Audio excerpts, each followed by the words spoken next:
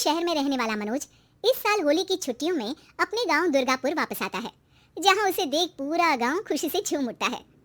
जब गया था तब इतना सा था और अब देखो कितना बड़ा हो गया है। हाँ सरपंच जी, जब मैं गया था तब आप भी बहुत जवान थे और अब देखो कितने बूढ़े हो गए हैं आप। चलो चलो बढ़िया है, बच्चा घर वापस आ गया। इसी खुशी में आज रात पार्टी होगी। क्या बात है, गांव में भी पार्टियां होने लगी। वैसे अगर पार्टी की बात है तो आज क्यों सीधा होली पार्टी करते हैं। होली पार्टी की बात सुन चहल पहल में अचानक सन्नाटा छा जाता है, जिसे देख मनोज को कुछ अजीब लगता है, लेकिन तभी सरपंच बात पलट देता है। अब बहुत देर हो गई, चलो सब अपने घर चलो, पार्टी के बारे में कल सोचेंगे। मनोज भी मम्मी पापा के साथ घर आ जाता है, पर होली पार्टी और उस पर पूरे गांव की खामोशी वाली बात अभी तक उसके जहन से निकलती नहीं।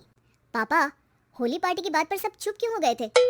अरे होगी उनकी कोई अपनी बात, मुझे गांव की पंचायती थोड़ी पता है। थक गया हूँ, चलो सो जाते हैं, कल बात करते हैं। पापा की बात मानते हुए मनोज भी सोने चला जाता है। आज तो छुपा लिया, लेकिन हफ्ते बाद जब होली का दिन आएगा तब इसे कैसे रोकोगे? अगली सुबह सूरज के साथ ही मनोज भी गांव घूमने निकल जाता है, जिस पर रास्ते में उसे अपनी ही उम्र के कुछ लड़के भी मिलते हैं, जिनसे दोस्ती कर अब वो उनके साथ घूमने लगता है। इसी तरह कुछ दिन बीत जाते हैं और होली नजदीक आने लगती है। दोस्तों, होली में 4 दिन ही बचे हैं, पर गांव में उसकी कोई तैयारियां क्यों नहीं दिख रही? क्योंकि यहाँ होली नहीं मनाई जाती।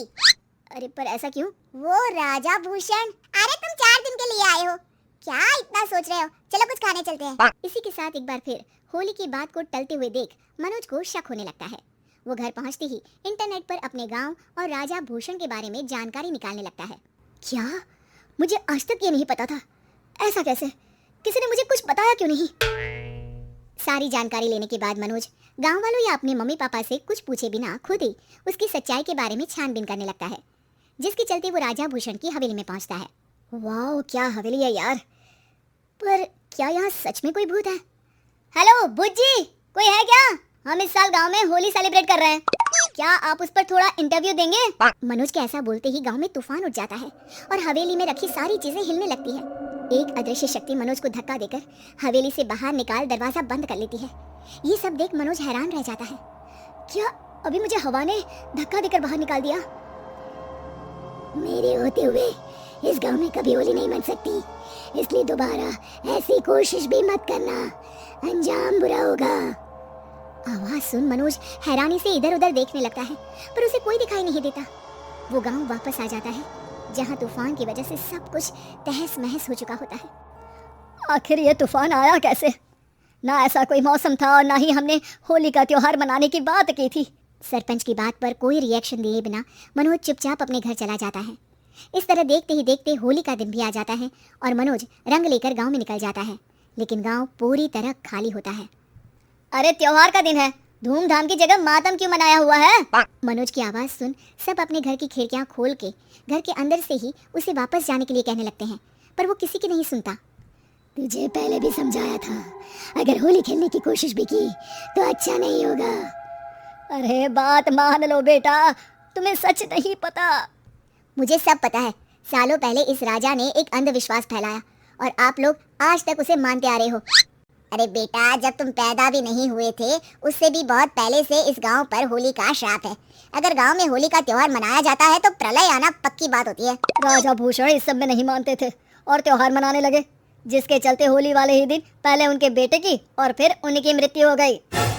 तभी से गांव की रक्षा के लिए उनकी आत्मा उस हवेली में रह रही है। सबकी बातें सुन मनोज उलझन में पड़ जाता है।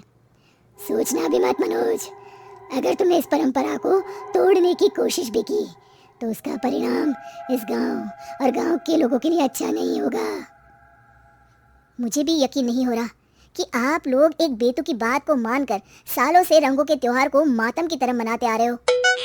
मनोज किसी की कोई बात ना मानते हुए पूरे गांव में रंग बिखेर देता है, जिसके तुरंत बाद वहां तूफान के साथ बिजलियां गरजने लगती है। अचानक मौसम में ऐसा बदलाव देख जहां मनोज कंफ्यूजन में आ जाता है, वहीं गांव वाले डर से सहम जाते हैं।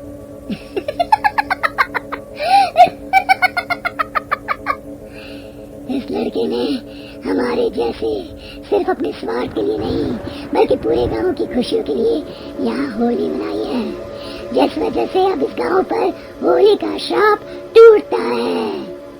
ऐसा बोलकर राजा का भूत वहां से गायब हो जाता है, जिसके बाद गांव के लोग धूमधाम से होली मनाते हैं। खुशियों के रंग गांव में बिखरे ही होते हैं कि अगली सुबह अचानक मनोज कहीं गायब हो जाता है और एक बार फिर गांव में होली का नया राज शुरू हो जाता है।